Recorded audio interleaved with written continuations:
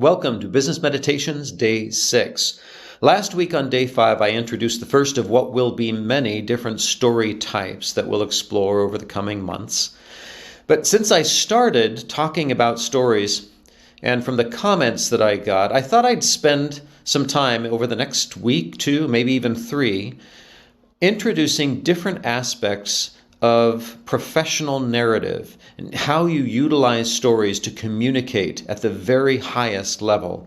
And it all starts with this, the magic of moments. The magic of moments. Imagine you're in one of the many workshops I've given over the years on storytelling, and I ask you to share with me an experience from your childhood that made you extremely happy.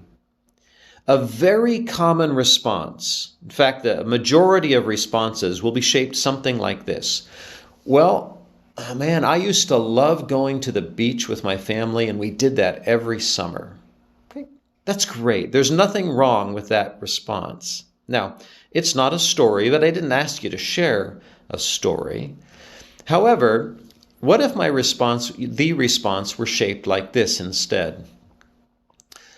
Well, I remember I was 11 or 12 and we'd gone to the beach and it was just this perfect day.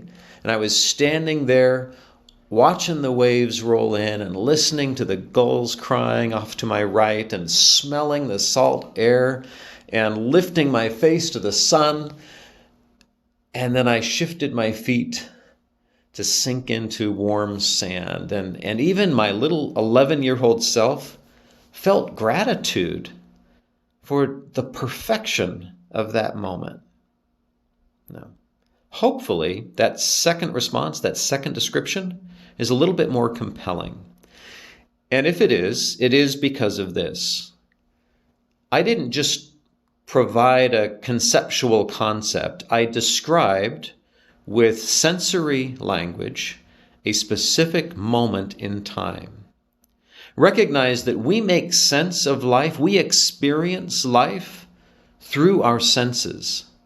And if you want somebody to experience what you're trying to communicate, you have to share it with them in the language of experience, which is through senses. Stories are always grounded in a moment. They're anchored to a moment in time. There may be many different moments, but they all start with one moment in time that is compelling. One moment in time that gets people thinking about being there. Imagine if I were to start a story with that description and being ankle deep in sand, and you can't help but feel that yourself. And then I were to say, and 10 seconds later, what would happen would change the rest of my life. What have I done? I've taken that moment of peace and joy and created tension. We're not going to get into this today, but stories are all about the creation and management of tension. You can't have tension until you're anchored to a point, and that's given through the magic of moments. If you are sharing any information in any narrative form, start by anchoring your audience with some magical moment. I hope this is interesting to you. If you have any thoughts, please share them below. Share, like. I'm honored by the comments and discussions I've had already in this series and look forward to many more. Have a wonderful day. Cheers.